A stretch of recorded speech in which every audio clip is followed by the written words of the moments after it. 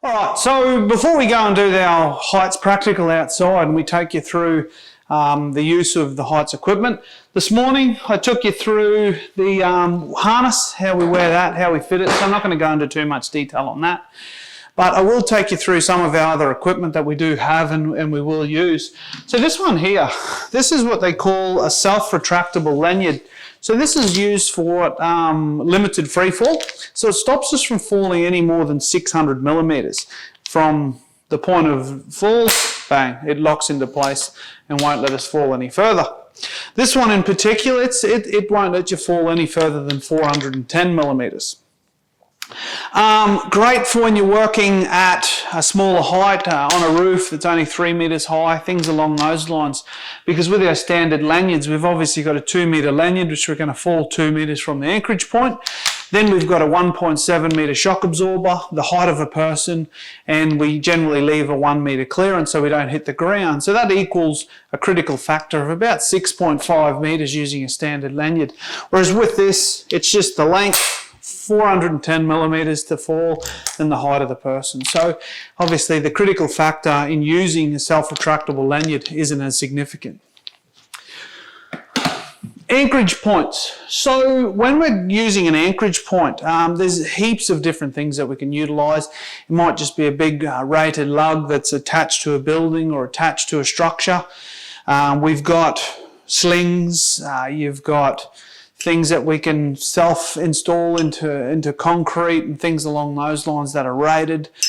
We've got our static lines and a couple of different tools that I'm going to show you very shortly.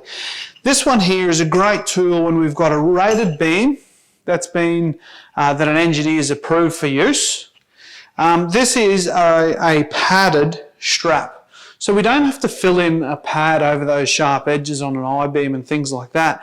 This yellow part is your padding. The black part is actually your rated sling.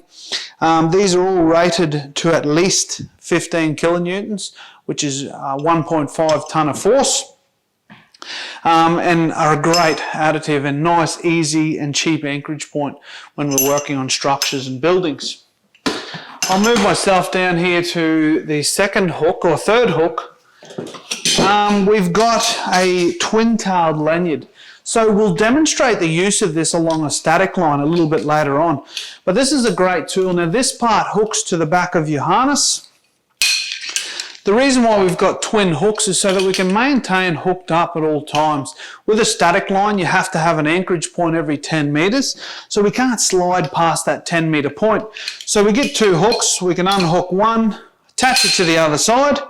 And then when we take this one off, we're still hooked up and we're always hooked up. So they're a great tool. Static lines going from one platform to another where we've got two separate anchorage points, things along those lines. All right, nextly, this is a great little tool for anchorage on a roof. So I guess this part here, we hook this to our back of our lanyard. It has a shock absorber built into it. Now, the reason why these are a little bit sporadic, these can move, I guess, so we can move them to the width between the battens on the roof, so we can fix these to solid anchorage points, and then that becomes a rated anchorage point that we can hook up. Fantastic tool when we're working on a roof or working at a height like that. This is a fantastic harness that's been developed by MSA. Now, it's sold at Bullivant's in Mount Isa, but you can buy it from any MSA retailer or Bullivant store Australia-wide. So what it is in here, it's got a built-in mechanism that's used for a rescue plan. So this is my D-shackle, it'll be hooked on. I can, if I fall from a height on the front, I've got this little red tag which I can pull, which will obviously release that D-shackle and lower me to the ground. If I'm unconscious or can't do that, I've also got this little hook up the top which somebody can reach down from the platform using a stick with a hook on it or something like that, pull on that, and that will then lower me to the ground or lower an unconscious person. So these are a fantastic harness that we can utilize with a built-in, easy, simple rescue plan that can be identified and utilized.